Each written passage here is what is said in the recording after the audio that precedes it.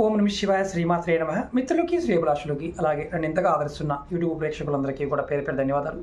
మిత్రులారా, మీ అందరికీ పరాదేవత ఎలవెలా మీతో ఉండి మీ మనోవాంఛ నెరవేర్చాలని మనస్ఫూర్తిగా కోరుకుంటున్నాను. ఈరోజు షార్ట్ వీడియోలో హతజోడి గురించి తెలుసుకుందాం. మీకు నేను ఒరిజినల్ హతజోడి చూపిస్తున్నాను. చూడండి, ఇలా ఉంటుంది. ఇది ఒరిజినల్ హతజోడి. ఇలా పైన చేతులు ముడుచుకున్నట్టుగా ఉంటాయి.